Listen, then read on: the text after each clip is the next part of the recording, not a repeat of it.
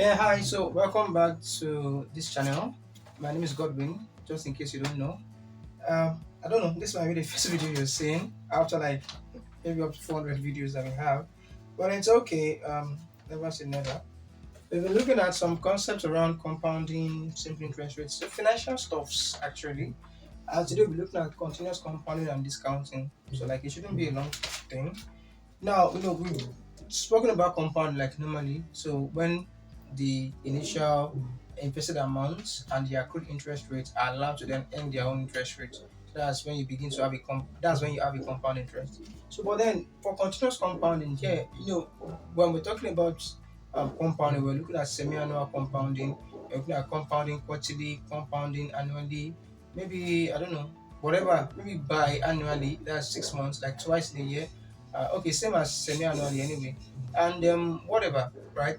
But sometimes a question might tell you that you have continuous compound, like it is compounding, like maybe on a daily basis or something like that, but it's just continuous. I don't want to call it daily, but like it is not. It is from the word continuous, like maybe something like exponential growth at the end of the day. So the formula for continuous compounding, for continuous compound interest, is actually A equals P exponential RT, P raised by RT. Now, your question will tell you if it is going to be a continuous compounding question rather, or a semi-annually or your regular annual compounding question. So your question will let you know.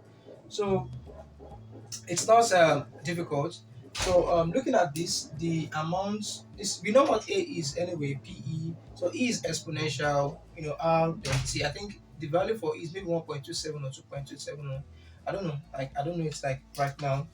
So let's now see that we have a question that says where is it? A no, not this. If you have 100,000 naira in 2 years and it was compounded continuously. So an investor invested 100,000 naira. So he invested 100,000 naira in 2 years, and it was continuous compounding that was happening. Okay, so then what is going to be the worth of his what's going to be the worth of his investment at the end of 2 years, right? And then what is, you can calculate the interest, right, over those 2 years. So the worth of investment is basically equal to okay, there should be an interest rate. So what's the interest rate? 35%. R is 35%. And as it's customary for me, I just change it to decimal straight up. So A is gonna be P is 100,000, exponential R is 0.35, and T is 2. So A equals 100,000 E raised by 0.7, and then A equals 201,000. Wow, 201,000 375.27.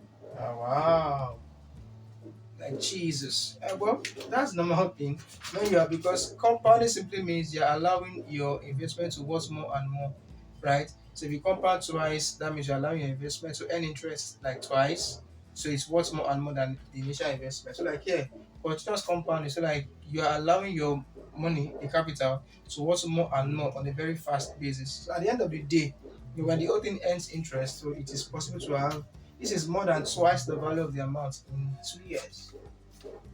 Okay, it makes sense. So I think the first assignment will then be to like do annual compounding, right? For this question, annual compounding for this question, and then you get like the same thing. But what you're doing now is annual compounding. So you do I think assignment one, just solve the same question. Assignment one, you solve the same question using annual and let's say semi-annual compounding. Semi-annual compounding or compounding twice, and compare your answers to this. So we want to know, like, does compounding multiple times, like um theoretically yield higher returns at the end of the day? So and then, so that's that. So once you've solved that question, you will see your answers, and then once you see whether something like this will give you the highest value, or you are going to be having the highest value around that place. And then you want to also see that the number of times you compound, like how does it affect your interest rate? Does it have a direct relationship or an inverse? Like the higher the compounding, the higher the number of compounding that is done, the lower the interest rate or return generated, or maybe the higher the interest rate. So once you've done things like this, you are going to know from your calculations, you will know what to do. So B, this was like the A part. So B part says what was the interest rate? So interest rate is just a normal thing, A minus B, and interest rate is this minus 100,000, 201,375.27 minus 100,000, and of course that's going to be 101 375.27 over 2 years. Over 2 years. Is there anything else? Okay, so I think that's that about this question. So with this, we are now going to talk about discounting. You might be asked to look for the T here, the time. So I don't think I wrote a question on it, but what if you are asked to look for the time? So this is what you are going to do. Uh, you have to find a way to bring that T down. So since you have A, so let's call it timing under continuous compounding. Since you have A equals P E raised by RT. So you take the natural logs of both sides. So this becomes ln A. Of course, A is going to be a number equals P equals ln PE raised by RT, and then becomes ln A equals RT comes here, RT ln PE. P will be a value, A will be a value. So of course E is a value from your calculator. So with that, you'll be able to get your T out. So I'm just like putting this there, just for you to know. Same thing, timing for so from here, let's just say I want to get T out. So T equals ln A.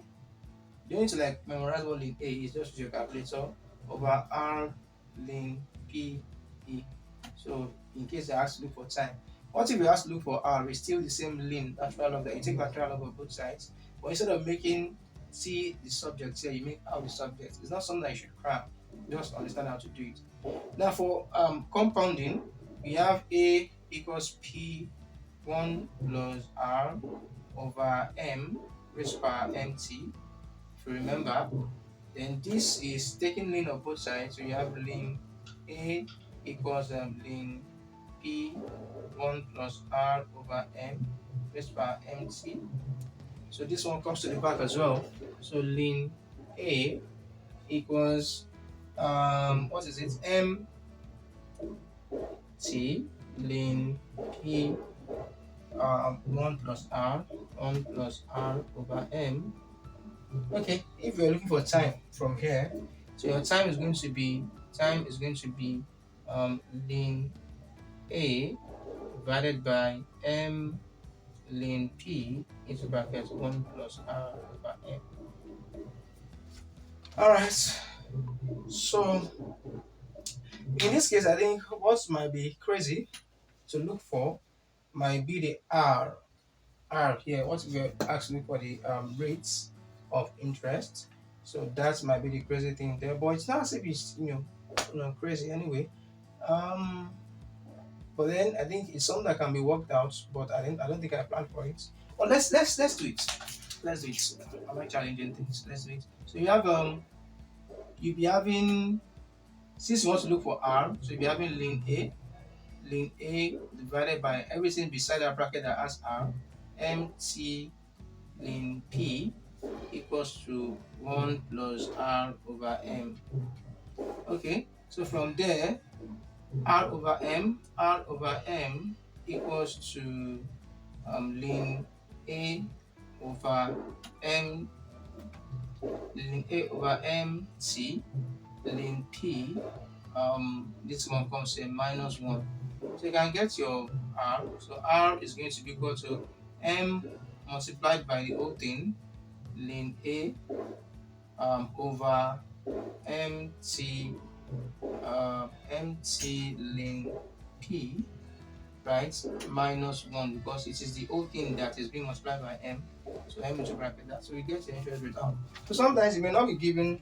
So maybe you ask that just solve mathematically, prove that r is this and this and this. So like this is like what you're supposed to do. But if you are giving numbers, it's not going to be there as difficult as this. Just follow your normal process. Please don't memorize formula.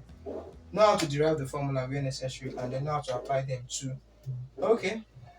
So yeah, discounting. Now the point is that discounting is actually discount is actually the reverse of compounding, right? Just the reverse. That's just it. So for discounting, you're trying to know, when we were doing compound and this interest rates, whatever, we're trying to like know the future value, the future worth of a particular amount today. Okay, so for discounting, we are trying to know the present worth of a future amount. So like we are trying to look for the present value of a future amount. So instead of trying to look for A, like we try to look for A equals P 1 plus R raised by T, okay, R over M raised by M T. So we are trying to get A, right? So for this guy, for discounting, what we are trying to get is M. All we're trying to get is the P, right? So trying to know the present value. That's what we call present value. Try to know the present value of a future amount. And why is it interesting to know that? That if I were to give you 5k today, and I promise to give you 5k in 2 years' time, not even 2 years time. 2 years time is too much. Let's say I want to give you 5k today, and I promise to give you 5k in like next month. When would you prefer to have that 5k? Is it next month or now? If you could get it now. Let's even assume there is no inflation, like there's no inflation at all.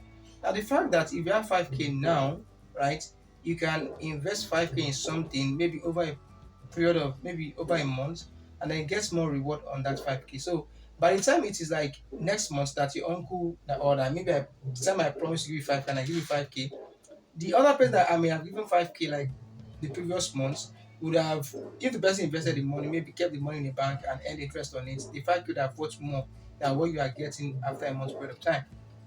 Like, do you understand? So you are looking at, okay, the present value of a future amount, trying to know that, okay, from the expression I just gave, you would realize that under normal circumstances, a particular amount of money in the future should worth like less like now.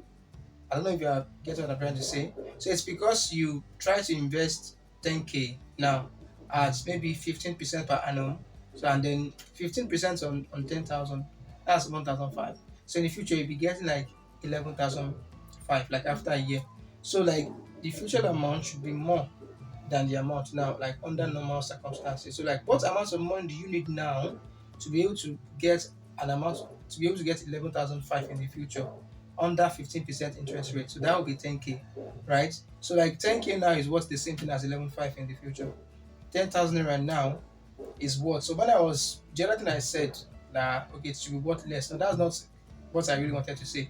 I was looking at nominal amount, right? But like in terms of normal thing. So like if you have 11,005 in the future, where the interest rate was 15% per annum, and you are looking, the future is a year after now. So that means that 11,005 now then is 10,000 naira like today, right? So yeah, just so discounting just more or less like trying to get the future, trying to get the present value of a future amount. So looking at this formula, so if you try to make P the subject, so P would become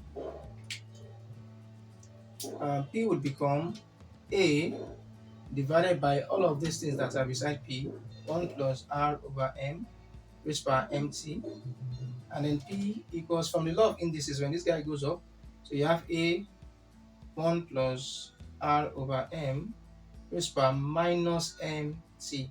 From the law of indices, 1 over X is same as X raised by minus 1. So just take the whole thing in brackets, they are the owner of the MT. I bring them up, you have minus MT.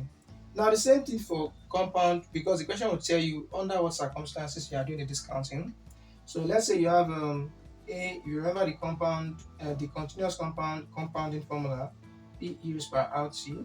I try to get only P out, so P equals A divided by ERT, so which is A into bracket E raised to power minus RT. Alright, so let's just attempt a question. So the exercise is saying that what is the present value of a 5-year bond with a face value of 1,000 naira and no coupons, given that comparable opportunities offer 9% interest rates under annual compounding. So what is the present value? So what is the value of a 5-year bond with a face value of 1,000 naira? So in the future, the bond is worth 1,000 naira. So like how much is the comparable worth now? Like, does it make sense? You know, to try to like invest in this thing or whatever. So what we are trying to like get here is the P. So we are trying to look for present value, which is we are trying to look for the P, but it says under annual compounding. So which means we are not using this formula. We are going to be using this formula, annual compounding. So compounding just once. So for that question, this is going to be um so P is going to be, let me just put it here, P is going to be equal to, A is 1,000 into brackets, 1 plus 9% is 0.09, there is per annual compounding, so compounding once per year. Then this is just going to be T, and T is given as 5. So this is 1, so you are going to be having minus 5. So the formula is minus MT, minus 5. So P is 1,000 into brackets 1.09 raised to power minus 5. Don't try to use your hand to do this, just use your calculator. Then P equals, you can say 1,000 divided by 1.09 raised to power 5. It's still the same thing. Just keep enjoying yourself. And then P equals 649 649.93. So the amount of money you need now under the amount of money you need now under 9% rate of interest, to earn 1,000, to make the bond worth 1,000 in the future, is just 649.93. So you just have to invest 649 naira for 93 kobo now, and in 5 years time it's all going to amount to 8,000 naira. So that's it.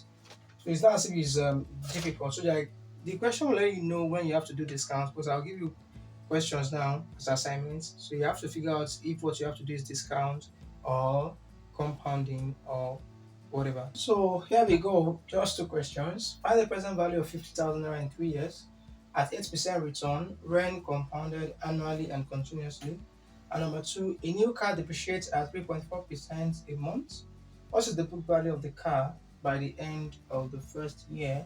So this question may be compounding, it may be discounting, it may be compounding. Like, so just look at it very well. Right. So like thank you. This is the end of this particular series for now. So I guess in the future I'll have to talk about annuity, etc. etc. Thank you very much. See you next time. Bye.